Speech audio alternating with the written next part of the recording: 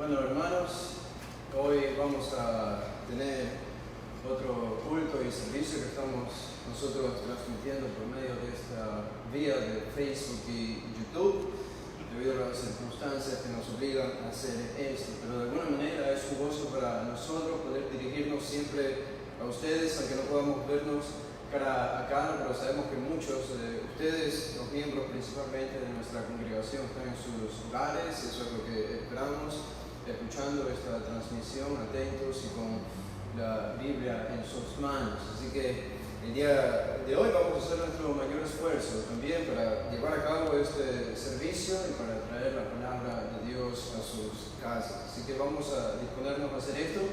Vamos a tener algunos anuncios más adelante, que voy a estar hablando también con ustedes acerca de esto. Vamos a elevar algunos cánticos también al Señor en nuestros corazones. Es lo que nosotros necesitamos en este momento de crisis, elevar nuestra mente al Señor. Así que, si me permiten hacer una oración, ustedes pueden seguirme en sus hogares. Vamos a iniciar este culto con una oración y después comenzaremos a alabar al Señor.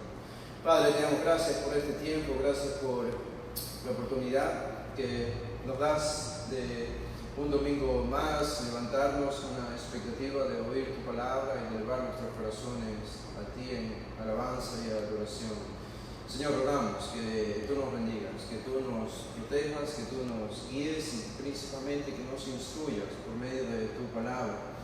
Queremos hacer tu voluntad y rogamos que todo lo que vamos a hacer y a hablar y a proclamar en tu palabra el día de hoy, en esta mañana, sea para el beneficio de nuestros corazones, de nuestras vidas espirituales, para el bien de los que no te conocen, pensando en su salvación, y también, Señor, para la edificación de manera general de toda nuestra iglesia. Te damos gracias, Padre, por este tiempo.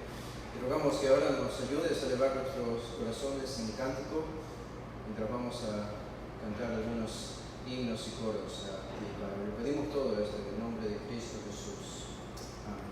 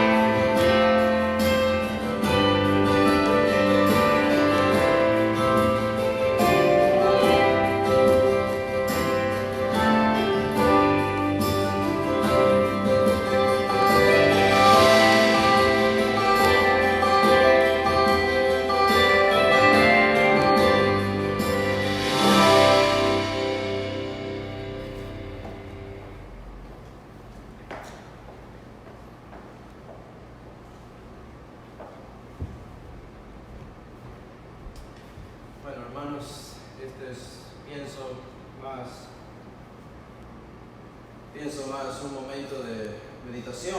No están escuchando la voz como usualmente hacemos de alguien liderando la alabanza en este momento, pero tienen la letra allí, pueden escuchar el fondo de la música para que ustedes lo canten en voz alta o en sus corazones y reflexionar sobre todo en la letra de lo que dicen estas alabanzas. Damos gracias al Señor por eso.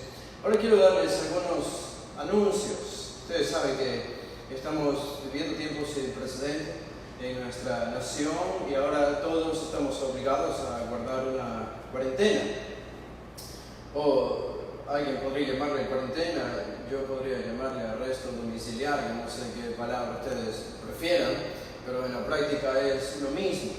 Y no podemos salir de nuestras casas y por esa razón nos hemos impedido de reunirnos como iglesia entre semana y los fines de semana.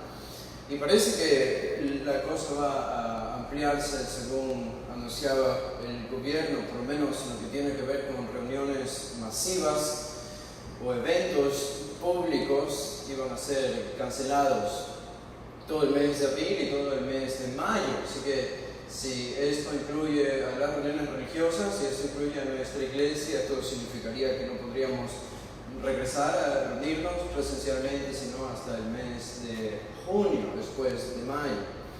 Así que estamos pensando en todo esto y nosotros planificamos continuar llevando la palabra del Señor a ustedes e incluso no solo los domingos, sino incrementar más la manera en la que nosotros solíamos hacer antes, no solo los servicios, sino también los estudios bíblicos entre semana. Y pensando en esto, entonces, primero lo que concierne a esta semana, ustedes saben que esta semana es Semana Santa.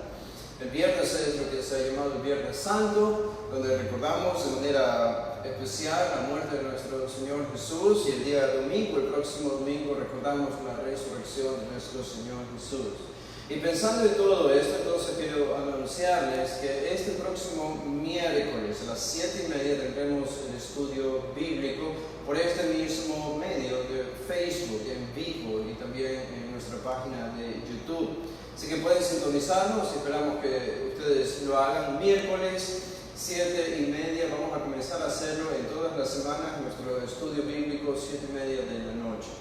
Este próximo viernes también, por motivos de la Semana Santa, vamos a tener un culto especial en la mañana. Viernes a las 11 de la mañana vamos a estar también transmitiendo. Probablemente tengamos que grabar el mensaje y subirlo el viernes a las 11 de la mañana. Así que estén atentos también para sintonizarnos ese día. Y después de esto, el día domingo, vamos a celebrar el culto de resurrección del Señor Jesús, también a la misma hora de siempre, 10:30 de la mañana. Entonces vamos a tener todos estos servicios y estos estudios para que ustedes no queden hambrientos de la palabra. Entendemos que hay otras iglesias y hay otros pastores populares y fieles que están comunicando mensajes y predicando sermones, pero ustedes son nuestra congregación, no son la congregación de ellos.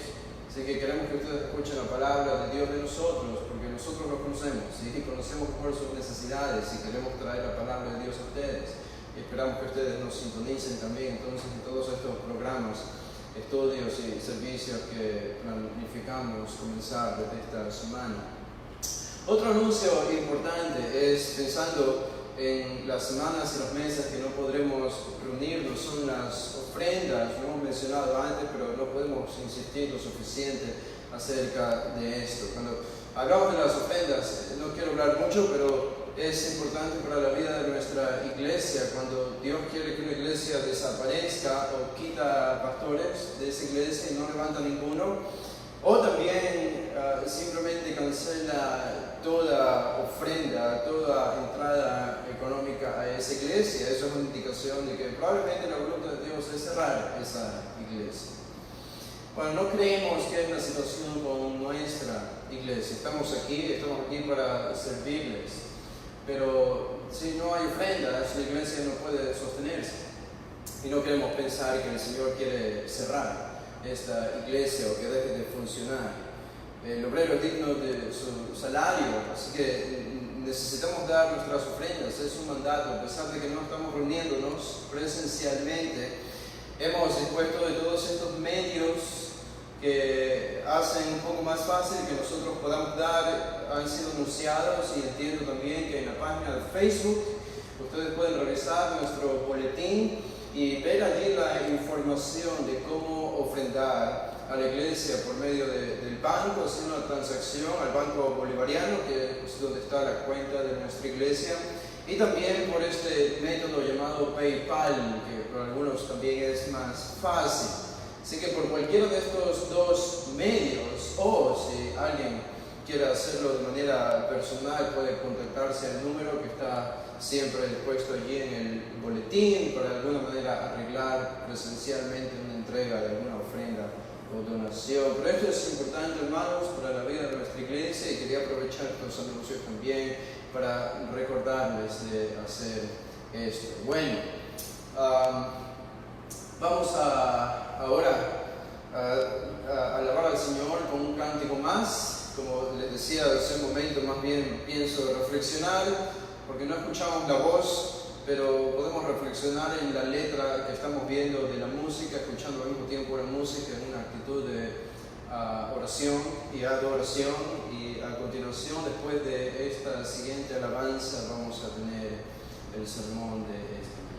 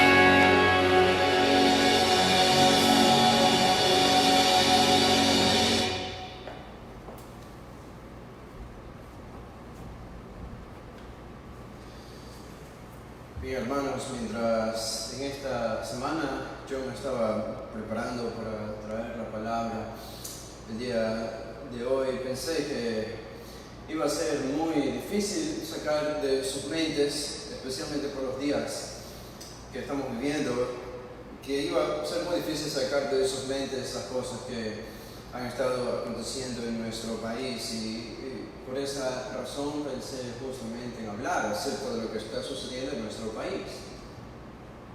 Las cosas han sido peor de lo que nosotros esperábamos, no solamente con la crisis de esta pandemia, sino con lo que la pandemia ha provocado particularmente en Ecuador y en Guayaquil. Así que debido a que pienso que todos están pensando en eso y va a ser muy difícil de hacer que dejen de pensar en eso, más bien vamos a pensar y a meditar en ese problema, pero trayendo aquí a nuestras mentes, a nuestros corazones, lo que la palabra del Señor dice al respecto. Y eso es lo que voy a intentar hacer en esta mañana. Espero terminar este sermón el día de hoy, porque hay alguna información que yo quiero compartir con ustedes y solo quiero adelantar que va a ser un sermón muy diferente a los anteriores. No solamente va a ser un sermón temático, como acostumbramos siempre a elegir una porción de la Escritura, predicar libro por libro, versículo por versículo. Bueno, hoy va a ser la excepción y después también vamos a estudiar alguna información que yo pienso importante acerca de nuestro país desde una perspectiva espiritual. Por eso el tema que tenemos para hoy es haciendo un diagnóstico espiritual de nuestra nación, y esto teniendo en cuenta lo que está aconteciendo, particularmente aquí en Guayaquil. La descripción que podemos hacer de lo que está sucediendo es simplemente caótica. Podemos decir que es un caos general. He estado recibiendo mensajes en esta semana de amigos, compañeros del ministerio que conocí en el seminario allá en Los Ángeles y de hermanos de Los Ángeles y de otras partes del mundo donde estos compañeros míos están sirviendo ahora, tanto de Europa como por Latinoamérica, preguntándome cómo estoy, cómo está mi familia y preguntándome acerca de más información, porque ellos allá en estos otros países a nivel mundial están conociendo las noticias que corren desde aquí de Guayaquil, particularmente al mundo entero. Sé que me escribían un poco preocupados, preguntándome cómo estábamos, y esto me recordó a lo que aconteció en el 2016, cuando en el 2016 ustedes recuerdan el gran terremoto aquí en Ecuador, y nosotros recibimos la misma respuesta de hermanos de otros lugares del mundo que nos escribían al WhatsApp o nos enviaban correos electrónicos preguntándonos cómo estábamos. Parece que esa fue la última vez que nuestro país hizo historia y se hizo notar internacionalmente en el 2016 con el terremoto. Y ahora en el 2020, en esta semana, de nuevo hemos vuelto a ser noticia internacional y todas las emisoras radios internacionales, por todos los medios posibles, han estado hablando acerca de esta situación. Parece que es costumbre de nosotros hacer noticia internacional no necesariamente por lo bueno, sino por las cosas malas que nos pasan, por catástrofes que estamos recibiendo. Bueno, el virus ha provocado una recesión en todo sentido, de trabajo, económica. Es una descripción que nosotros podríamos hacer lo que está sucediendo. No veíamos pensábamos que esto iba a suceder o a ocurrir al inicio, cuando se comenzó a hablar acerca de esta pandemia, y pensábamos que iba a pasar rápido. Pero la cosa se ha ido extendiendo simplemente más y más y agravándose más y más. Tanto así que, como decía en la bienvenida, estamos en una especie de arresto domiciliario. Nosotros, particularmente los ecuatorianos, algunos le llaman cuarentena, yo le puedo llamar arresto domiciliario, en el que por obediencia y sumisión al gobierno debemos quedarnos en nuestras casas para proteger no solo nuestras vidas, sino por amor a los demás, protegiendo las vidas de otras personas más vulnerables. Y esta pandemia provocó otro caos particular que ustedes seguramente han visto y es motivo por el cual nos volvimos noticia alrededor de todo el mundo en esta semana, que fue el caos de los muertos. Los muertos no han sido tanto la noticia porque personas muriendo hay en todos lados, ahora en todos los países, personas todos los días están muriendo. Incluso en otros países están muriendo más personas que en nuestro propio país. Pero lo notorio de Guayaquil particularmente fue que debido a que el sistema hospitalario higiénico y las morgues han colapsado, los muertos no podían ser procesados debidamente, las personas fallecidas entonces se quedaban en las casas con sus familiares o eran sacadas a las calles y de alguna manera quemadas o enterrados por los mismos familiares. Y esto ha provocado una escena casi apocalíptica. No digo que la Biblia habla acerca de lo que estamos viviendo ahora, pero simplemente cuando la Biblia describe algún evento apocalíptico, lo describe, por ejemplo, en el Antiguo Testamento, cuando Dios dice que va a castigar a Israel, dice que los muertos no van a ser enterrados, que van a estar en las calles, tirados, y todo esto como consecuencia del juicio de Dios.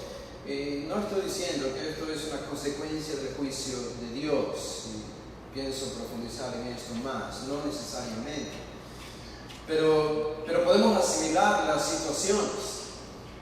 Y claro, hay mucha tristeza, hay mucho temor, hay mucha ansiedad y preocupación, particularmente en Guayaquil, por todo lo que estamos viendo. Este es el caso particular de nuestra nación y de nuestra ciudad. Ahora, viendo toda esta escena escalofriante que honestamente no hemos visto, quizá en la historia de nuestra ciudad, quizá en la historia de nuestro país, lo que estamos viendo ahora, vale ser la pregunta y la aseveración al mismo tiempo: ¿por qué esto no debería sorprendernos a nosotros?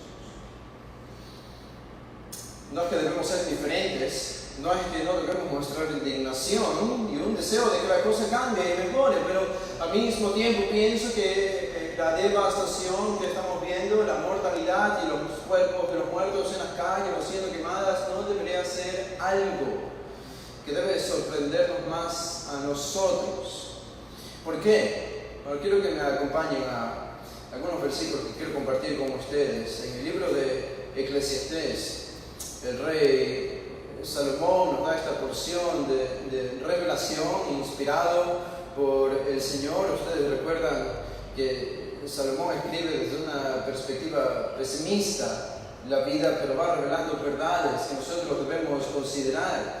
Y en Eclesiastés, el capítulo 2, el versículo 16, dice lo siguiente, Eclesiastés 2:16: porque ni del sabio ni del necio habrá memoria para siempre, pues en los días venideros ya todo será olvidado, y también morirá el sabio como el necio.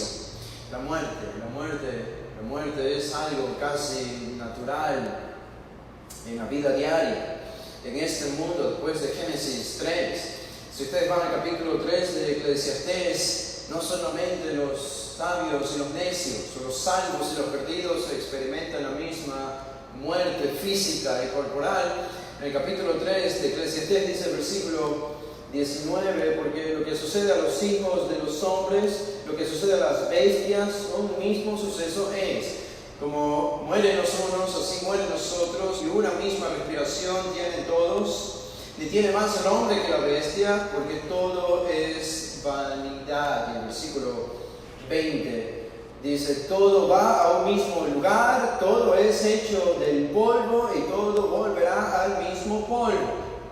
La realidad es que vivimos con la muerte cerca de nosotros. La gente siempre está muriendo. La gente todo el tiempo está muriendo en Ecuador y en todas las naciones del mundo, en algunas naciones más que en otras, las menos educadas y las más educadas, pero gente muere todo el tiempo. Lo que sucede es que para nosotros, por la escena que hemos visto particularmente en esta semana, la realidad de la muerte se ha vuelto algo más crudo para nosotros, porque hemos visto su realidad más de cerca y la estamos percibiendo como lo que en realidad es, pero la muerte siempre ha estado allí. La diferencia es que antes podíamos enterrar a nuestros muertos y esperamos que esto se está resolviendo ahora, pero en esta semana y las semanas anteriores no se ha podido hacer esto, así que la muerte ha estado, la idea de la muerte ha estado en nuestras mentes todo el tiempo. La muerte siempre ha estado con nosotros, todo el tiempo. Noten lo que dice el Nuevo Testamento en Romanos. El apóstol Pablo también, por revelación divina, nos dice lo siguiente en el capítulo 5. Ya vimos que Salomón en Eclesiastés dice: tanto los buenos como los malos experimentan la muerte física. Nos dice que tanto los seres humanos como los animales van al mismo lugar, al polvo, y mueren, tienen una misma respiración. Pablo nos dice algo diferente y añade más en Romanos 5:12. Él dice, Romanos 5:12: por tanto, como el pecado entró en el mundo por un hombre, y por el pecado la muerte, así la muerte pasó a todos los hombres por cuanto todos pecaron. La idea de Pablo aquí es que está relacionando a la muerte con el pecado. La una necesita de la otra, la una no puede subsistir sin la otra. No hay muerte sin pecado y no hay pecado sin muerte. Debido a que hay pecado, el pecado es la causa de la muerte. Nosotros los cristianos entendemos esto. ¿Por qué la gente está muriendo? La gente está muriendo por el pecado de Adán, por el pecado con el que nosotros nacemos. En la carta de Pablo a los Corintios, en la primera carta a los Corintios, noten lo que dice en el capítulo 15 de primera a los Corintios, dice el versículo 21, donde Pablo aquí hace una especie de apología o defensa de la resurrección del Señor Jesús. Algunos la estaban negando, algunos grupos. Y él dice lo siguiente acerca de la resurrección, pero acerca de la muerte también. Primero Corintios 15, versículo 21, porque por cuanto la muerte entró por un hombre, también por un hombre la resurrección de los muertos. Verso 22, porque así como en Adán todos mueren, también en Cristo todos serán vivificados. ¿Y qué ustedes pueden notar entonces? La relación de la muerte con Adán. El versículo 21, Pablo dice, la muerte entró por un hombre. Y en el versículo 22 nos da la revelación de cuál es ese hombre. Porque así como en Adán todos mueren, fue por el pecado de Adán y por nuestro pecado que la muerte entró en el mundo. Entonces hay una relación íntima, inseparable entre la muerte que providencialmente Dios nos ha recordado en esta semana con nuestro pecado, con el pecado de Adán.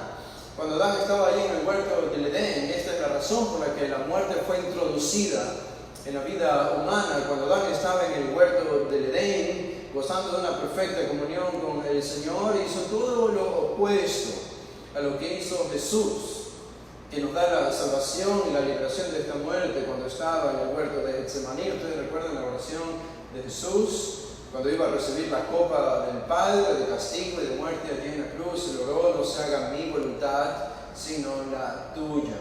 ¿Cuál fue la declaración de Adán siglos antes de esto, cuando él estaba en el huerto del Edén?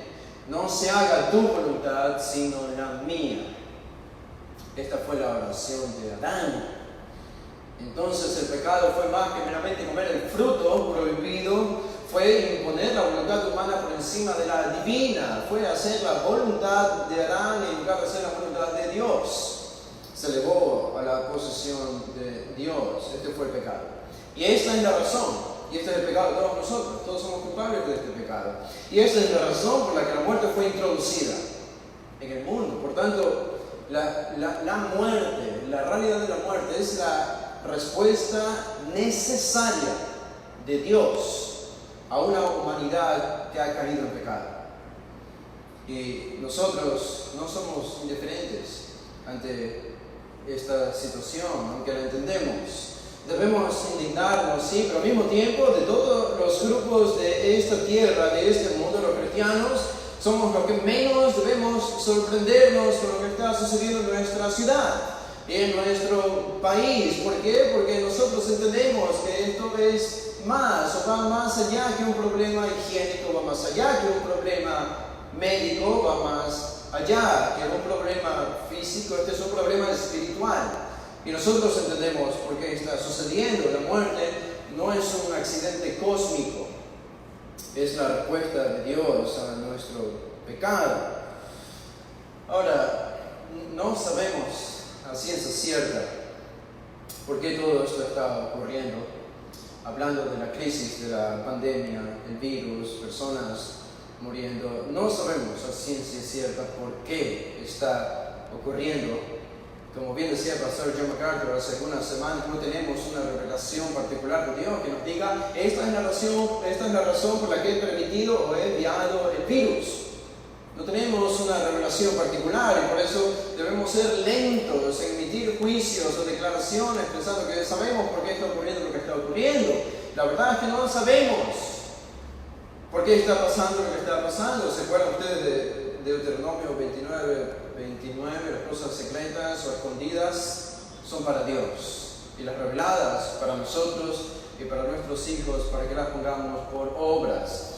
El motivo, la razón por la cual este virus ha llegado a este mundo y particularmente lo que estamos viendo como nación es algo escondido para nosotros, es un misterio que no podemos descubrir ahora, es al final, cuando estemos en la presencia del Señor. ¿Y saben qué? Pienso, debemos estar contentos con eso. Debemos estar contentos con que Dios no nos haya querido revelar la razón de esta pandemia o el motivo detrás de la pandemia, pero tenemos otra mucha revelación y sabemos cómo responder ante esto, y ese debe ser nuestro enfoque. ¿Por qué ha pasado lo que ha pasado en nuestra nación? Creo que, hablando particularmente de la situación que ha provocado el virus, las muertes, y este virus ha quizás desnudado la mediocridad de nuestra nación y de nuestra ciudad. Vivimos en un país que no es desarrollado como otros países, y esto se ha visto más que nunca ahora en esta semana con esta crisis de los muertos en las calles que hemos visto. No soy ignorante tampoco, entre paréntesis, al hecho de que alguna de la información, no toda, pero alguna de la información ha sido utilizada con fines políticos de gobiernos anteriores para causar desestabilización en nuestro país, pero hay otros hechos que nosotros hemos visto acerca de estas muertes que sin duda son reales y que están golpeando a nuestra nación. ¿Por qué Ecuador? Estaba viendo una entrevista de un canal internacional y este canal internacional estaba entrevistando a un periodista ecuatoriano y le hacía la pregunta, ¿por qué? ¿Por qué de todos los países? Porque todos los países están siendo golpeados y otros incluso más que Ecuador, como Italia, como España, como Norteamérica. Pero ¿por qué de todos los países que han sido golpeados por este virus? De todos los países, ¿por qué Ecuador está viviendo esta grave crisis de muertos? Que tanto sí que las familias están horrorizadas y la prensa internacional está horrorizada de lo que está ocurriendo aquí. ¿Por qué Ecuador? ¿Por qué Guayaquil? Y saben, yo estaba pensando también en esta pregunta, porque es una buena pregunta.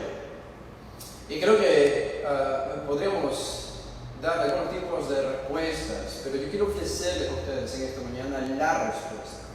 No solo algunos tipos de respuestas, este mismo periodista ofreció algunas respuestas que son respuestas inmediatas, humanas. Pero yo quisiera darles, pienso, que es la respuesta de por qué Ecuador está viviendo lo que está viviendo, por qué Guayaquil está viviendo lo que está viviendo. Quiero hacerlo desde una perspectiva espiritual, desde una perspectiva bíblica. Y para eso pienso, si nosotros vamos a entender el presente de nuestra nación, nuestra presente situación, es necesario que conozcamos nuestro pasado también.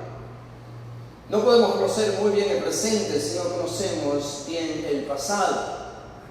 El pasado de la nación de Ecuador ha sido estudiada y ha sido escrita por historiadores y cronistas. ¿Ya? Esta semana estuve leyendo la historia de Ecuador y me estuve empapando, ya lo había hecho antes, pero esta semana de manera especial, quizá más que nunca. Y hay algunas cosas que quisiera concluir con ustedes acerca de nuestra historia. Y yo les avisé en un inicio que este iba a ser un sermón diferente, así que ustedes se dan cuenta, no estamos estudiando un pasaje en particular, pero quiero que ustedes me acompañen a hacer un breve estudio de la historia del Ecuador, pero desde una perspectiva espiritual.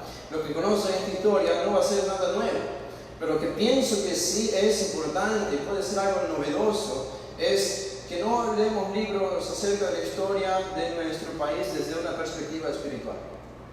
Y eso es lo que quiero hacer con ustedes en los minutos que nos quedan. Y quiero avanzar rápidamente, no va a ser nada exhausto, pero noten el primer punto.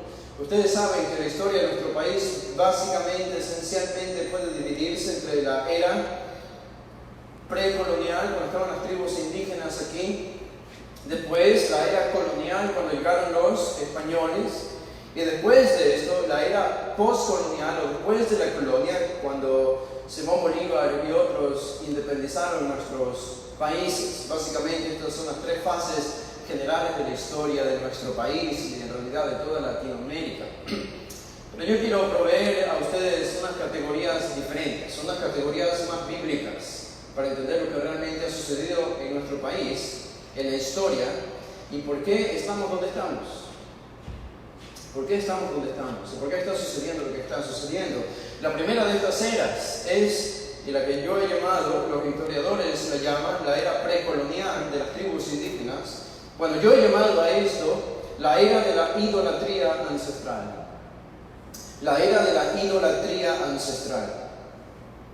No sé ustedes, yo quizás pertenezco al 1% de la población ecuatoriana que no se siente orgulloso de su historia. Eso no significa que no amo a mi país, eso no significa que no debemos tener algo de patriotismo en nosotros para hacer lo mejor que podamos por el bien de nuestro país. Pero yo particularmente no estoy orgulloso de la historia de mi país. Y ustedes se van a dar cuenta por qué en estos minutos. La primera era es la era de la idolatría ancestral. Partieron de Asia. Ustedes saben que la civilización mundial comenzó por creación divina en algún lugar de Asia. Se piensa en alguna región cerca de Irak o lo que hoy se conoce como Irak. Y desde ahí la población mundial fue multiplicándose, creciendo y estableciéndose en diferentes regiones. Ya en los tiempos del Antiguo Testamento, algunas tribus salieron de Asia y llegaron por el Océano Pacífico y también por medio del Océano Atlántico, cruzando lo que hoy es Brasil y algunas otras regiones, tanto así que llegaron a Ecuador, por medio de la costa del Ecuador, del Océano Pacífico, y también por medio del otro lado, el Océano Atlántico. Así que el Ecuador fue poblado por tribus que se establecieron en la costa, en la sierra, y las otras tribus que venían probablemente del Océano Atlántico, que se establecieron en la Amazonía de nuestro país. ¿Cuál era la condición de estas tribus indígenas que vivían antes de que llegasen los españoles en el siglo XV y XVI? Si podemos resumir, analizando esto espiritualmente, podemos resumirlo como idolatría pura y aberrante. Idolatría pura y aberrante. Quisiera darles solamente algunos datos, porque podríamos quedarnos toda la mañana hablando de esto, pero solo quiero darles algunos datos breves acerca de esta idolatría y el estilo de vida de las tribus indígenas que vivían aquí en nuestro país. Ustedes quizás conocieron algunas de ellas en la escuela. Se nos enseñaron acerca de los caras, o los shis y otras más que se establecieron en la sierra y en la Amazonía. Una de ellas, los puruúas. Estos particularmente adoraban a los grandes cerros, al Chimborazo y al Tungurahua. Ellos habían hecho un ídolo de barro cocido con una figura humana, una cabeza humana. Y habían hecho los labios de esta figura humana abiertos de par en par, con el propósito de vertir dentro de esos labios, en la boca de este ídolo, la sangre de los sacrificios humanos que eran degollados. Las tribus ancestrales entonces en nuestro país sacrificaban animales para adorar a sus dioses, sacrificaban humanos para adorar a sus dioses. Esto particularmente los purúas sacrificaban una india doncella 2 veces al año. A los hijos primogénitos los sacrificaban a sus dioses. Después de matarlos y degollarlos a sus primogénitos, los embalsamaban y una vez secos a estos cuerpos de sus primogénitos los conservaban dentro de sus casas como veneración, guardados dentro de una vasija de barro. No sé ustedes, pero yo estoy contento de que hayan venido los españoles, porque no me hubiese gustado vivir en ese tiempo. Esto es peor que lo que vemos hoy. Esto es peor que la crisis de los muertos que estamos viviendo en Guayaquil. Aparte, ellos adoraban todo objeto material, eran extremadamente supersticiosos, adoraban a la tierra, al mar, a los árboles, a las piedras, a los arroyos, a los nevados, a los ríos.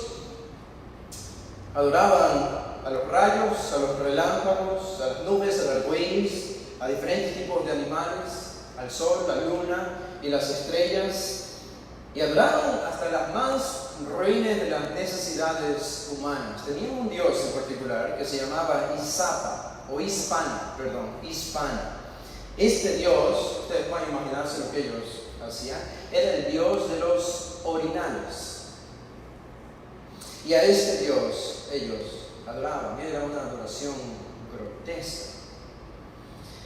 Tradiciones tenían y eran muchas, pero como decía, las tribus ancestrales de nuestro país eran extremadamente supersticiosas, animistas, es decir, creían que había un espíritu ancestral detrás de todo objeto con el que ellos se encontraban en la naturaleza.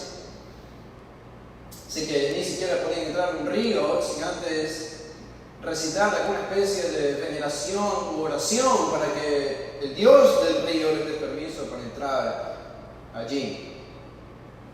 Algo interesante, particularmente bíblico, que encontramos en estas tribus, es que ellos tenían sus tradiciones. ¿Y saben cuál era una de las tradiciones de muchas de estas tribus que ocuparon nuestra nación? Porque algunos podrían preguntarse, bueno, en realidad no fue culpa de ellos. Si la palabra de Dios no llegó a ellos, si misioneros cristianos no fueron enviados a estas lejanas regiones, en realidad no fuera culpa de ellos vivir en medio de esta idolatría. Pero hay algo que les puede interesar, y es que ellos tenían sus tradiciones, y diferentes tribus que ocupaban nuestra nación tenían tradiciones, y una de las tradiciones era acerca de un diluvio universal. Ellos a este diluvio universal le mezclaban sus propios mitos de sus propias religiones, pero casi todas estas tribus tenían la idea de que en el pasado había llegado un gran diluvio que había matado a toda la población humana y a los animales terrestres. Y nosotros sabemos de dónde vino este conocimiento que estas tribus tenían. Vino del conocimiento del diluvio y de la transmisión oral después del tiempo de Noé a sus hijos y hacia las siguientes generaciones. Es así como estas tribus, muchos siglos después, aunque llegaron acá, seguían con la tradición, aunque ya tergiversada o corrompida, pero seguían con el conocimiento de que había habido un diluvio.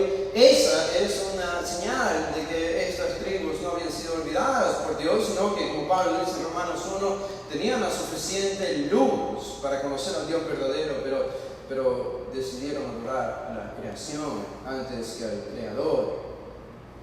Una nota más antes de terminar con esta era de idolatría ancestral. Una de las tradiciones que ellos tenían y que compartían muchas de estas tribus es que en algún momento había llegado un hombre blanco con barba. Esto era extremadamente extraño porque los indios no eran blancos sino tenían barbas. Pero había llegado, y esta era la tradición, que en tiempos antiguos había llegado un hombre blanco con barba. y que este hombre blanco con barba había estado predicando doctrinas novedosas y desconocidas para los indios. Y que después de haber predicado por algún tiempo, donde solía pararse sobre una roca grande para comunicar estos mensajes, antes de partir definitivamente y abandonar estas tierras, se había sacado su sandalia y había dejado de alguna manera la señal de su pie en esa piedra, como un recordatorio para los indígenas de que alguien había llegado allí proclamando una doctrina que ellos no conocían. Esto es una tradición, no es comprobado y no podemos comprobarlo, pero es parte de la tradición. Y los historiadores concluyen que hay suficiente información como para dar el beneficio de la duda, que esta tradición viene de un evento histórico.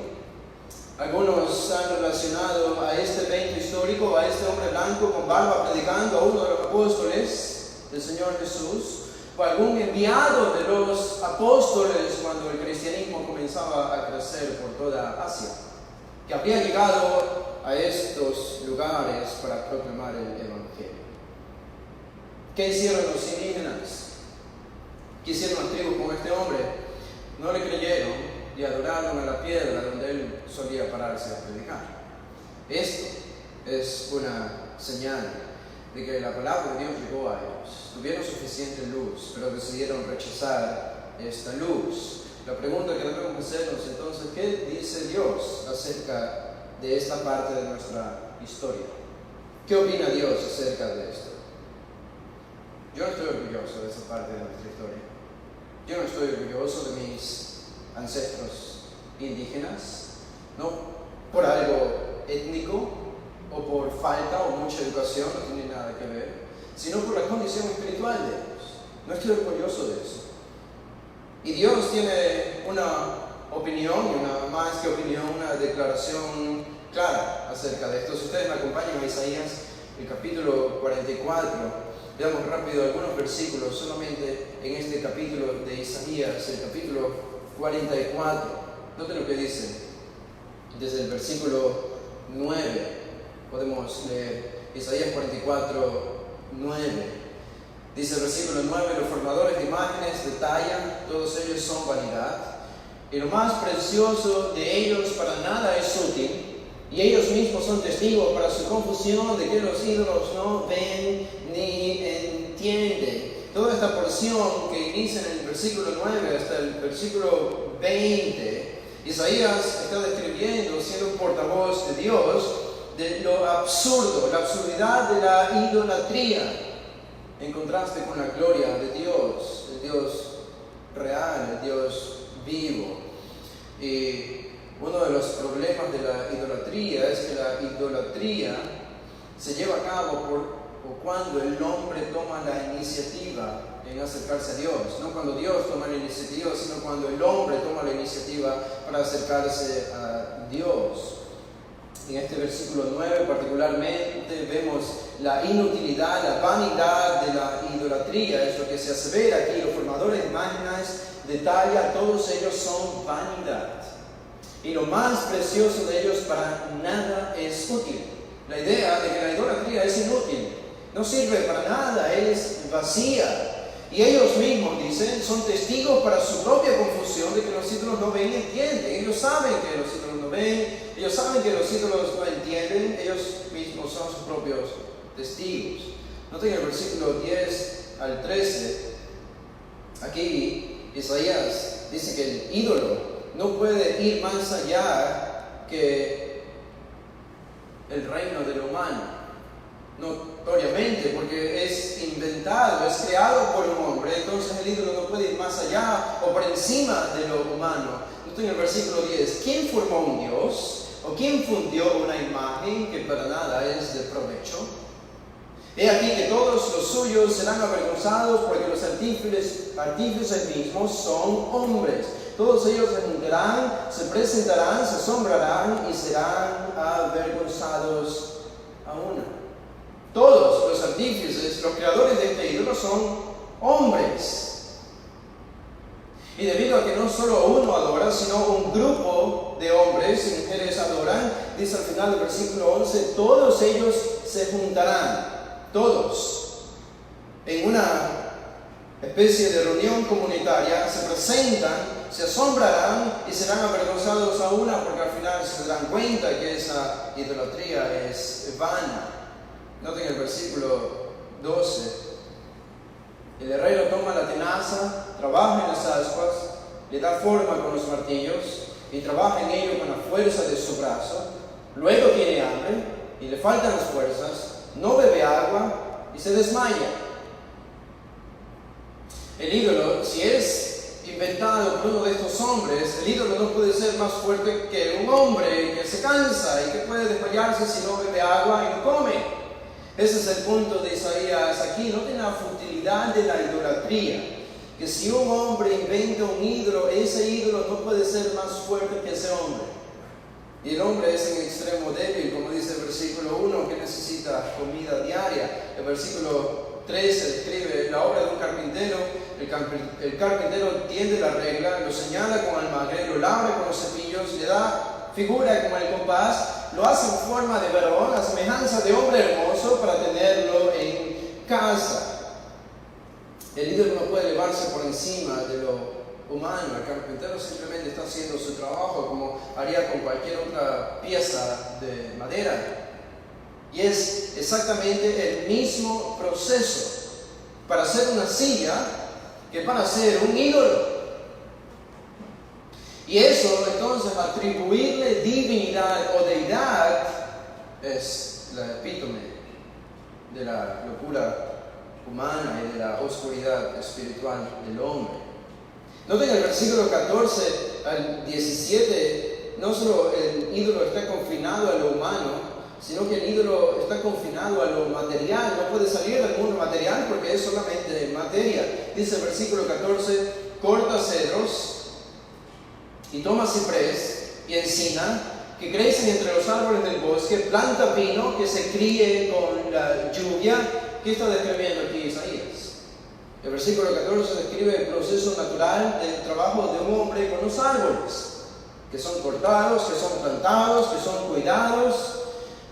Y los hombres hacen esto con los árboles sin pensar en un Dios, sin pensar en un Dios particular. Este es el proceso que hacen todo el tiempo los hombres para proveer de madera, para las diferentes cosas. Y la idea aquí es que el ídolo nace de ese proceso natural y material del hombre cuidando los árboles. ¿Notan la futilidad de la idolatría? El versículo 15 también describe este proceso natural. Dice el versículo 15, de él se sirve luego el hombre. Esta es la conclusión, más bien la primera parte del versículo 15. Esta es la locura humana. El versículo 14 describe el proceso natural de un hombre cuidando un árbol para proveer madera. Pero a esto, el versículo 15 añade, de él se sirve luego el hombre para quemar y toma de ellos para calentarse. Enciende también el horno y cuece panes. Hace además un Dios y lo adora, fabrica un ídolo y se arrodilla delante de él. Lo que los hombres usan naturalmente para beneficiarse de la madera, después de un proceso natural, exactamente el mismo material es usado por el hombre para adorar a un ídolo. Esto es inútil, es vacío, es absurdo. Noten el versículo 16 y 17, vemos el mismo proceso aquí. Parte del leño quema en el fuego, con parte de él come carne, prepara un asado y se sacia, después se calienta y dice, oh, me he calentado, he visto el fuego. Esto es algo natural, esto es algo natural. Todo el mundo, todo el tiempo hacía esto. Pero noten el versículo 17, esto es lo irracional de la idolatría y hace del sobrante, de lo que sobra de estas piezas de madera y fuego, hace del sobrante un Dios, un ídolo suyo, se postra delante de él, lo adora y le ruega diciendo, líbrame porque mi Dios es tú. A un pedazo de madera que ha sido usado para calentarse, para cocer y cocinar. A esto le dicen, líbrame porque tú eres mi Dios. Esto es ridículo, esto es absurdo, esto es inútil, es la idea de Isaías. Y por eso la conclusión está en el versículo 18 al 19, la conclusión de Dios.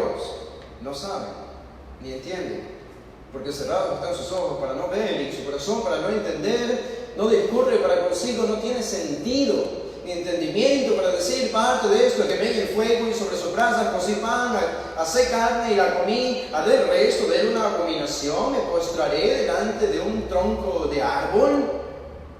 De ceniza, terminamos con el versículo 20, de ceniza se alimenta, su corazón engañado le desvía, para que no libre su alma ni diga, no es pura mentira lo que tengo en mi mano derecha. Esto debía ser la conclusión de todos. Saben, este es el retrato, este es el diagnóstico espiritual de parte de nuestra historia ecuatoriana. Todos los siglos en los que los indígenas y las tribus estuvieron aquí en nuestro país, estuvieron viviendo bajo este tipo de idolatría irracional. Yo no estoy orgulloso de esa parte de mi historia. Creo que los españoles proveyeron cosas mejores que lo que se vivía en esos tiempos. Así que yo no tengo un odio hacia los españoles, aunque no vinieron con las mejores intenciones y todos conocemos esa parte de la historia. En un sentido estoy agradecido de que hayan venido y de alguna manera por lo menos hayan terminado con esa idolatría ancestral, con sacrificios humanos y esa inutilidad completa en aquellos que vivían esa oscuridad espiritual. Pero eso nos lleva a la siguiente era de nuestra nación. Y es justamente cuando llegaron los españoles. A esto se le conoce en la historia del Ecuador como la era o la época colonial, cuando llegamos a ser una colonia del Imperio Español. Bueno, espiritualmente, yo quiero llamarle de una manera diferente, visto de una manera más bíblica. La primera era es la idolatría ancestral. La segunda era es esta, la religiosidad imperial. La religiosidad imperial. Y pienso que esto nos va a ayudar a entender por qué estamos viviendo lo que estamos viviendo como nación. Por qué estamos en este punto de la historia y por qué Dios providencialmente nos ha traído donde nos ha traído. Necesitamos entender esto. Y cómo podemos resumir la historia colonial de nuestro país, pienso yo en esta categoría general. Una religiosidad imperial. Pasamos de la idolatría a la religiosidad, la llegada de los españoles en el siglo V, en el siglo XVI. Cuando Cristóbal Colón llegó aquí a América, descubrió América. No tengo un dato importante acerca de esto. Uno de los generales españoles que llegó a México, el principal, llamado Hernán Cortés, él llegó en el siglo XVI, por el año 1519, quizá, llegó a México. Y llegó a México para conquistar México y traer el catolicismo romano a México y también a toda Latinoamérica. Saben que solo 2 años de diferencia. Cuando Hernán Cortés estaba llegando a México para conquistar México y Latinoamérica, solo 2 años de diferencia había cuando ya en Europa un monje agustiniano estaba clavando las 95 tesis en la ciudad de Wittenberg, en Alemania, para comenzar el movimiento de la Reforma Protestante. Eso nos dice que mientras la Reforma Protestante comenzaba a tomar y establecerse en toda Europa, trayendo el Evangelio bíblico, aquí en Latinoamérica un poder religioso falso se estaba tomando todos nuestros países, el catolicismo romano, y había llegado para quedarse. Este catolicismo romano que llegó a Latinoamérica era el catolicismo de la Inquisición, el catolicismo que asesinaba, torturaba y mataba a todos los que no eran católicos, si no querían convertirse al catolicismo. Y esto dio a nuestras tierras un ADN religioso que se convirtió en parte de nuestra cultura después de las tribus ancestrales y proveyó algunas características y tanto así se convirtió en nuestro ADN que ser ecuatoriano o ser latinoamericano era sinónimo de ser católico. Pero algunas características vinieron con el catolicismo español durante todos estos casi 3 o 4 siglos que estuvo aquí sin ninguna incidencia protestante, es que hubo un sentido de moralidad falso, se creó en toda la civilización. Es cierto que las tribus poco a poco fueron desapareciendo, la idolatría fue desapareciendo y lo que tomó lugar entonces fue el catolicismo, pero el catolicismo tenía un sentido de moralidad falso. La Iglesia Católica estaba llena de corrupción y de inmoralidad. Y ese fue el catolicismo que llegó acá. Entonces, era un sentido de moralidad falso. Las personas pensaban ahora que eran morales y que estaban más cerca de Dios, cuando en realidad seguían estando tan lejos de Dios como los indígenas que sacrificaban seres humanos. También, otra característica de esta era de nuestra nación, con la llegada del catolicismo por medio de los españoles, fue la naturalización de la corrupción. La corrupción también se convirtió en el ADN de nuestra cultura. Es casi que no puede ser ecuatoriano si no es corrupto. Y todo esto, como parte por el catolicismo que llegó a nuestra región y tomó cuerpo y se entrelazó en las partes superiores, inferiores de nuestra sociedad, y había corrupción desde que llegaron aquí a Latinoamérica, y eso simplemente siguió de generación en generación hasta ahora. No nos sorprende entonces que el caso de nuestro país haya sido, o la historia de nuestro país política haya sido una historia, y es una historia llena de corrupción, porque así fue engendrado este país. Y otra de las características, un egoísmo enraizado. Un egoísmo enraizado, esta es otra de las características del catolicismo romano que llegó desde España aquí a Latinoamérica. El egoísmo simplemente fue naturalizado, casi hecho una virtud, y nosotros lo podemos ver incluso en nuestra sociedad, en nuestra cultura hasta el día de hoy. Y eso es lo que nos diferencia de otras naciones que han tenido una influencia más protestante, donde tienen una ética de trabajo y las personas no solo trabajan para ellos, sino para el bien del otro, para el provecho y el bienestar de los vecinos y de los que están al lado, pero esto no existe casi en nuestras culturas. Hay un egoísmo enraizado y entonces no hay un sentido de beneficio para el prójimo, para mis vecinos y para los demás. Y esto hace que en parte podemos explicar la crisis de los muertos que hemos visto esta semana y las anteriores. Cada uno piensa en lo suyo, y porque cada uno piensa en lo suyo y porque hay corrupción enraizada, entonces todo ha colapsado. Todo el sistema higiénico, el sistema médico, la morgue, todo ha colapsado por esta razón.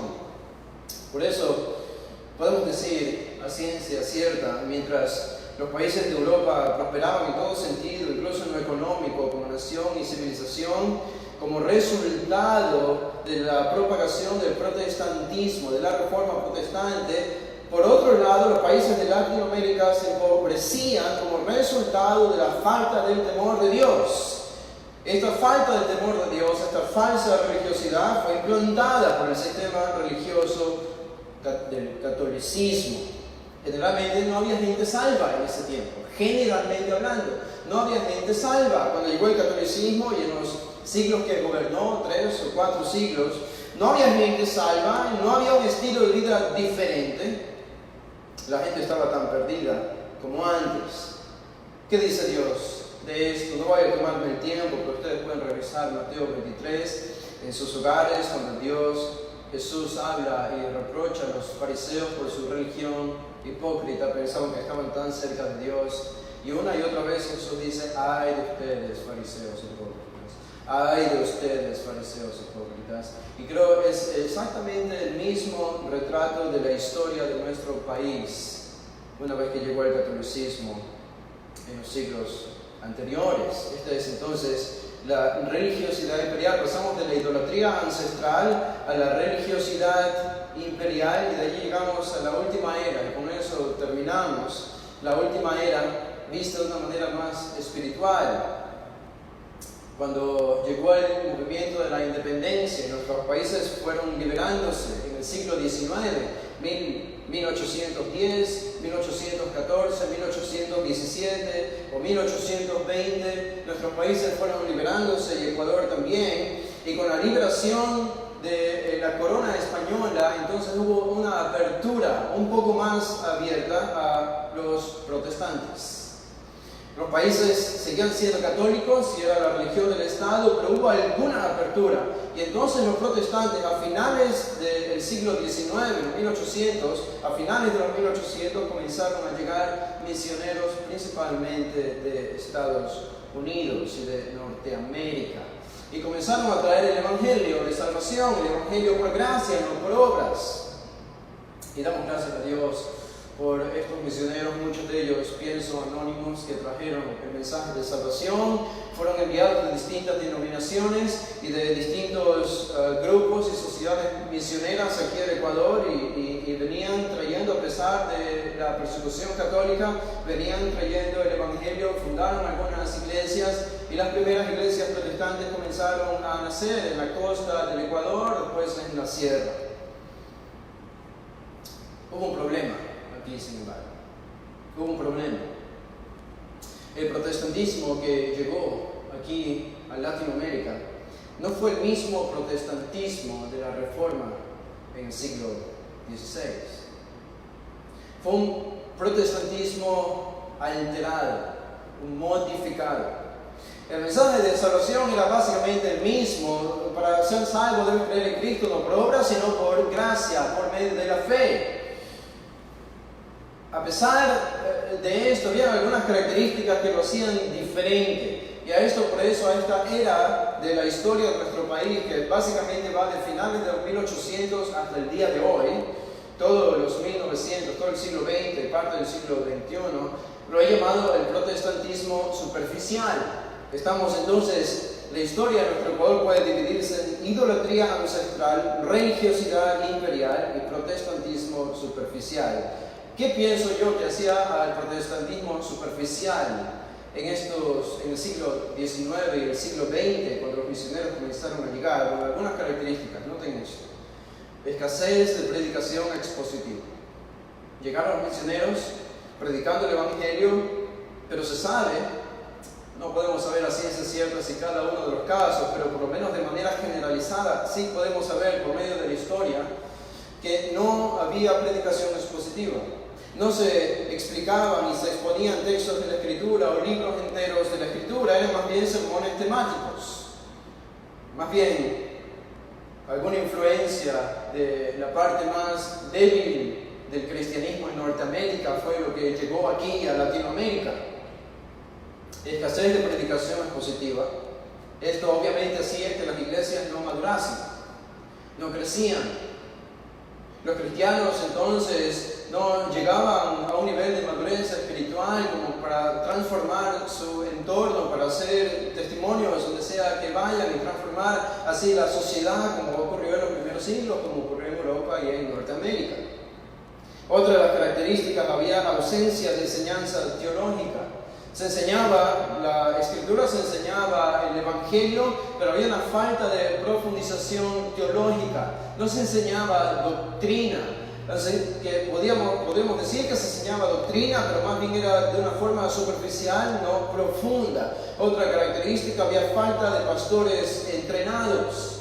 Estaba leyendo particularmente la historia de Centroamérica y cómo algunas sociedades misioneras trataban de elegir pastores para ponerlos al frente de algunas congregaciones, y el mismo historiador menciona, aunque el historiador mismo no es de la más profunda línea teológica, él mismo reconocía en su libro que algunos de estos ministros no estaban bien preparados, entrenados para la labor del ministerio. Y otra característica, un pobre sentido de la autoridad de la Escritura. Eso estaba en el germen del protestantismo de Latinoamérica cuando nació a finales de los 1800. Nunca el protestantismo tuvo un serio y elevado sentido de la autoridad de la Escritura. Nunca. Por eso yo no me sorprendí cuando MacArthur hizo esta declaración conversando con el pastor Miguel Núñez acerca de los cristianos o el cristianismo histórico en América Latina. MacArthur dijo: los latinoamericanos no conocen a Cristo. Muchos se exacerbaron ante esta noticia, pero muchos de nosotros, algunos de nosotros no nos sorprendimos porque conocemos bien la historia y sabemos que esto en efecto es así. No, la iglesia protestante en Latinoamérica no ha conocido a Cristo, no ha conocido la palabra de Dios. Tanto así que fue necesario el envío de los colportores enviados de Norteamérica y de Inglaterra para regalar Biblias. Porque ellos cuando llegaban a estas naciones se daban cuenta que ningún ciudadano tenía una Biblia en sus manos, a pesar de haber vivido tantos siglos bajo la Iglesia católica.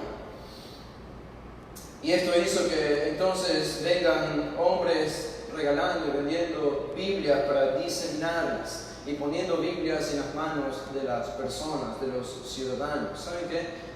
Esto fue una buena obra y necesaria. Y gracias a Dios por ello. Pero pienso que los historiadores y los ecuatorianos no se han dado cuenta de algo muy importante. Y es algo que nosotros tenemos que pensar ahora. Y es que no es suficiente con poner una Biblia en las manos de personas o protestantes que no tienen Biblias. Es necesario explicar lo que dice esa Biblia, lo que dice esa escritura. El trabajo de los colportores fue bueno, pero fue muy limitado porque no explicaron la Biblia. Y los misioneros no lo hicieron de manera apropiada tampoco en estos siglos pasados. No hubo hombres entrenados, todos los ministros entrenados que hiciesen esta labor. No es suficiente con regalar Biblias. Hay que explicar la Biblia, hay que predicar la Biblia, hay que proclamar la Biblia, hay que enseñar doctrina y teología. Esto entonces hizo que la vida de los miembros de las iglesias protestantes en los siglos pasados aquí en Ecuador no sea al final muy diferente de la vida de la gente del mundo. Falsas conversiones, por tanto, la vida de nuestro país no cambió mucho porque no hubo un impacto del verdadero evangelio, del protestantismo sólido y bíblico, porque eso no ha existido en nuestra nación. Por tanto, ¿por qué está pasando todo lo que está pasando en nuestro país? No quiero comunicar con esto, ni quiero que piensen que estoy diciendo que esto viene como parte del juicio de Dios. No sabemos. El conocimiento misterioso de Dios que Él ha decidido guardarse para Él. Solo conocemos la mano providencial que está obrando en medio de nosotros y nos ha puesto en este tiempo. Así que no digo que debido a todo esto que hemos visto en la historia, esta decadencia espiritual de nuestro país, que es la razón por la que Dios está haciendo esto, pero sí es el desenlace natural de la historia espiritual que nosotros vemos en nuestra nación. Idolatría ancestral, religiosidad, protestantismo superficial. La cosa no ha mejorado mucho y todo esto nos ha llevado al caos que estamos viendo ahora. Este no es el momento de unirnos con otras denominaciones o con otros pastores de diferentes denominaciones con diferentes doctrinas, como estaba escuchando por ahí en esta semana. Este no es el momento de hacer esto. Y nunca es el momento de hacer esto.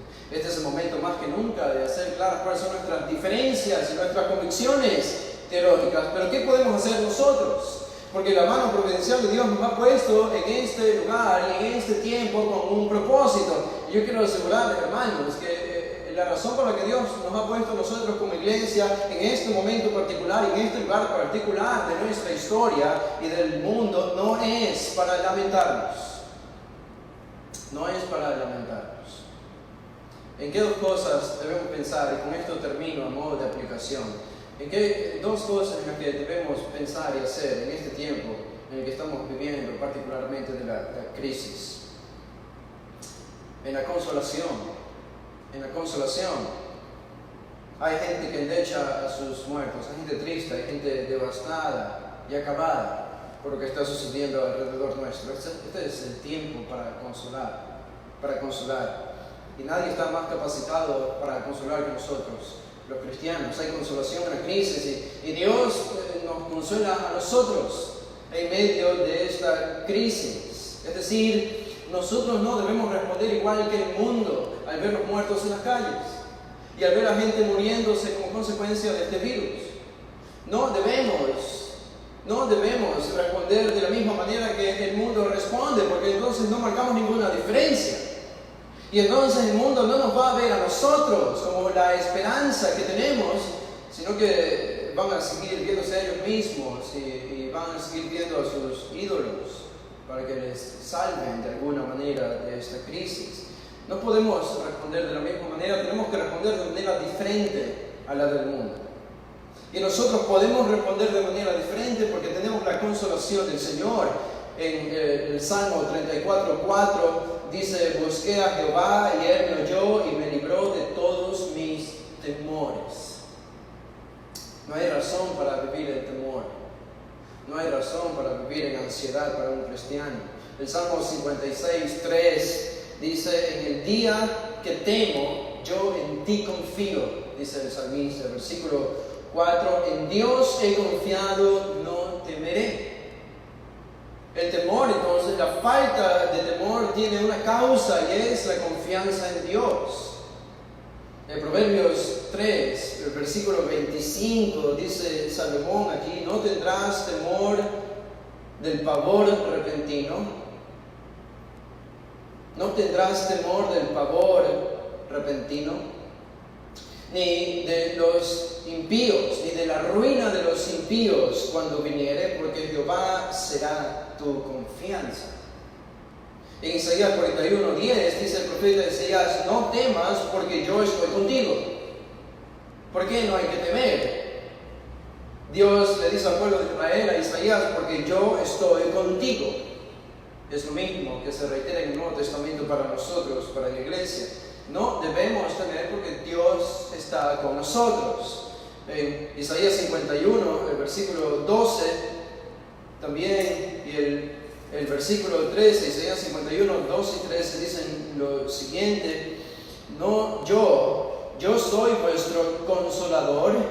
¿Quién eres tú para que tengas temor del hombre que es mortal y del hijo del hombre que es como heno? ¿Nota esta pregunta retórica? ¿Quién eres tú para tener temor? En otras palabras, ¿quién te ha creído, dice Dios, para tener temor? ¿Quién te has creído? El temor es una forma de orgullo, el temor puede ser una forma incluso de idolatría. Es creernos superiores a Dios cuando tememos. No debemos temer porque Dios es nuestro consolador. Noten cómo consuela a Dios a su pueblo en el versículo 13. Dice: y ya te has olvidado de Jehová tu Hacedor, que extendió los cielos y fundó la tierra, y todo el día temiste continuamente del furor del que aflige cuando se disponía para destruir. Pero ¿en dónde está el furor del que aflige? El contexto aquí es persecución, destrucción de imperios, amenazas de otros imperios. ¿Saben qué? Ustedes recuerdan el evento cuando David pecó en el Antiguo Testamento, haciendo el censo. Había pecado, había deshonrado a Dios por su orgullo después de hacer el censo, y Dios se le apareció a David por medio de un profeta y le dijo: David, te voy a castigar porque has pecado, te voy a castigar. La misericordia de Dios para David fue: te voy a dejar que elijas el castigo. Tú eliges el castigo. Y Dios puso 3 opciones para David, 3 opciones. De estas opciones, 2 principales, pienso yo, era la plaga, una plaga, no sabemos qué tipo de plaga, pero una plaga, o que sea un virus, que cercenaría a gran parte de la población de Israel, mataría a personas en Israel. Y la otra opción era entregarlo a David y a Israel en manos de sus enemigos, de naciones enemigas. Y la respuesta de David es interesante allí en el libro de Samuel. David dice: yo prefiero la plaga. Yo prefiero la plaga.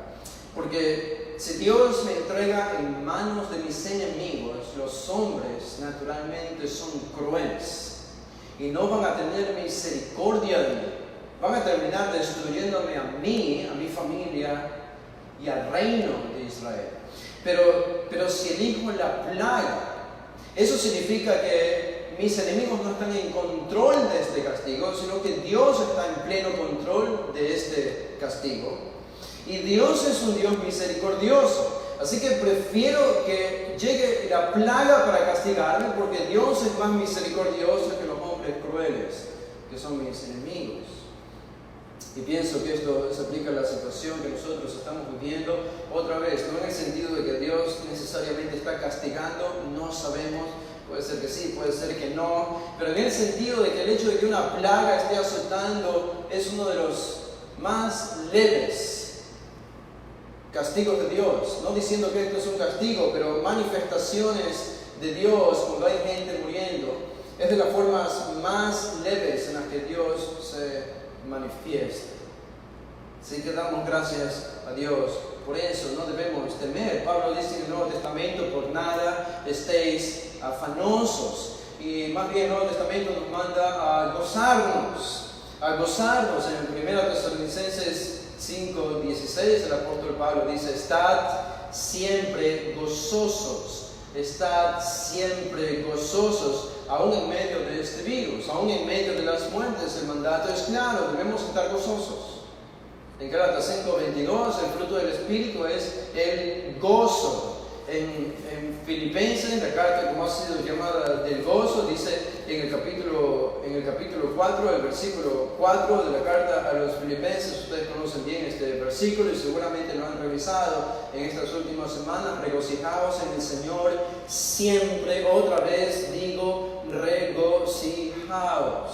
regocijaos siempre en el Señor. Mateo 5:12, Jesús considera en las bienaventuranzas que la aflicción de los creyentes, en ese caso por medio de la persecución o por cualquier otra situación, la aflicción de los creyentes debe llevarnos al gozo, porque eso significa que somos bienaventurados. El gozo. Y el apóstol Pablo en la carta a los Romanos escribe en el capítulo 5, en el versículo 3, dice Pablo en Romanos 5:3, y no solo esto, sino que también nos gloriamos en las tribulaciones, sabiendo que la tribulación produce paciencia, y la paciencia prueba, y la prueba esperanza, y la esperanza no avergüenza. Esta prueba, esta aflicción, entonces debe llevar a gloriarnos en Dios y a regocijarnos, porque sabemos que eso significa que estamos siendo santificados. Y el hecho de que estamos siendo santificados por medio de esta prueba debe llenarnos de gozo. Y Pedro dice algo similar en 1 de Pedro 1:6-8. Considerad las pruebas, dice el apóstol Pedro, y habla acerca del gozo y gloriarnos también en el Señor. En primer lugar, entonces, esta debe ser nuestra respuesta. Debe ser diferente de la del mundo.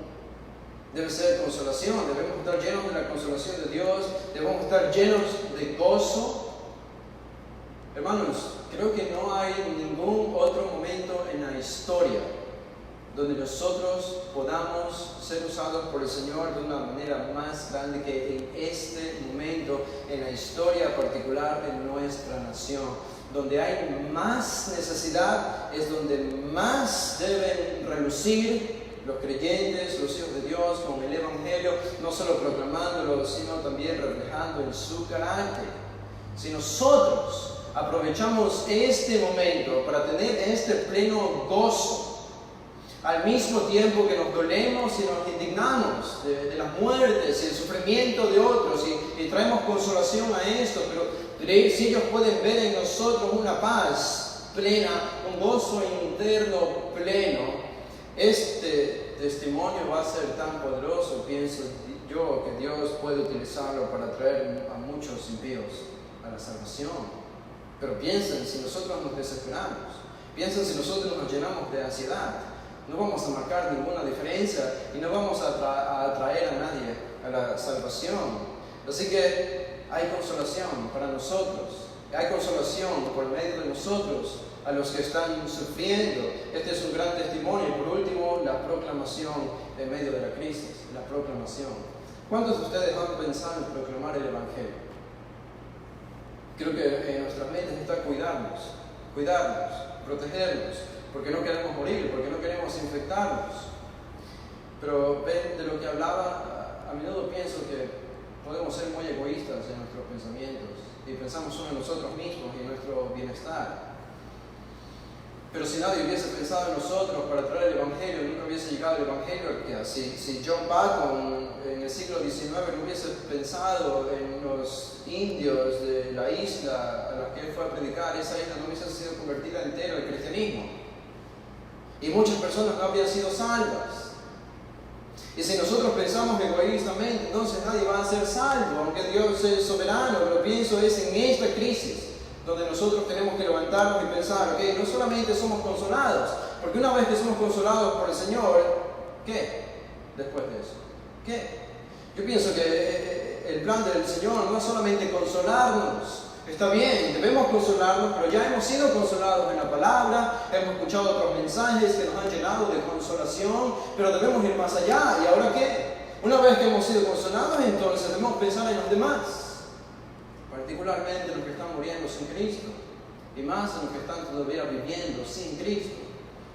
En esta semana, los misioneros, los enviados de Grace Church, recibimos un correo, y en este correo nos comunicaban que alguien de Texas había donado al ministerio de John MacArthur, a la iglesia de Grace Church, miles y miles y miles de máscaras protectoras para protegerse del virus. Y ahora Grace Church tiene estos miles y miles de máscaras dispuestos a ser enviados a diferentes lugares donde están los diferentes misioneros. Pero ellos hicieron la siguiente aclaración: si ustedes quieren estas máscaras, si quieren recibir estas máscaras, pueden hacer el pedido y pueden pedir las que quieran, siempre y cuando, no es exactamente, estoy parafraseando, sean usadas de alguna manera para la proclamación del Evangelio. El ministerio de Paul Washer en Wuhan hizo notar que había algún cristiano allí predicando el Evangelio en medio de esa ciudad llena de virus, proclamando el Evangelio de alguna manera. Sabemos que no podemos salir de nuestras casas, no queremos romper la orden del gobierno, debemos someternos, pero hay maneras en que podemos encontrar, aún dentro de nuestras casas, en los pocos momentos en que podemos salir, quizá por medio de medios escritos o por teléfono, de alguna manera tenemos que usar esta crisis no solamente para consolarnos a nosotros mismos, sino también para ir más allá y aprovechar y proclamar el Evangelio a los que se están perdiendo. La ciudad entera está asustada y no hay mejor ocasión para que nosotros, en medio de este caos, proclamemos el Evangelio de la salvación. No debemos perder el sentido de nuestra misión. Esto es lo que hizo que el Evangelio se riegue por todo el mundo entero. ¿Saben? Todavía hay indígenas en el Amazonas que no conocen a Cristo. ¿Por qué después de más de un siglo de protestantismo aquí en nuestra nación, por qué todavía hay tantas tribus en el Amazonas que no conocen a Cristo? Probablemente porque no han sido enviados misioneros. Y si han sido enviados misioneros, no han tenido éxito. Hay mucho que hacer, y no es ustedes, pero de alguna manera emociona vivir en este tiempo porque hay una expectación de lo que Dios va a hacer. Porque esto es lo que Dios está haciendo, y lo está haciendo siempre con un propósito bueno, y yo quiero saber cuál es ese propósito, y yo quiero ser parte de ese propósito, y para hacerlo tenemos que tener gozo, y debemos estar dispuestos a ser usados por el Señor para proclamar el Evangelio en medio de esta crisis. La oración, nuestra oración, mientras pedimos que el Señor proteja a nuestra congregación, a los hermanos que están en pie de la lucha, algunos son doctores, algunas hay enfermeras que están en situaciones de extrema precariedad. Aparte, también nuestras peticiones es que el Señor nos use en este tiempo para traer esperanza, para proclamar el Evangelio. Piensen cómo proclamar el Evangelio, pidan que Dios nos use y Él va a responder esa petición. Y esperemos nosotros de manera que nos sorprende y podamos ver, una vez que lo reunamos, más gente que haya venido a la salvación como resultado de nuestra proclamación que nos atrevimos a hacer sin temor. Vamos a hacer una oración para terminar. Padre, gracias por este tiempo, gracias por la oportunidad que nos da, Señor, de levantarnos y seguir proclamando tu palabra, seguir viviendo el cristianismo verdadero. Padre, la historia de nuestro país es una historia triste, de oscuridad espiritual, de idolatría ancestral, llena de religiosidad después de esto. Y aun cuando llegó el Evangelio que se quedó solo en la superficie, no germinó, no se enraizó en la teología, en la doctrina, en la predicación expositiva, en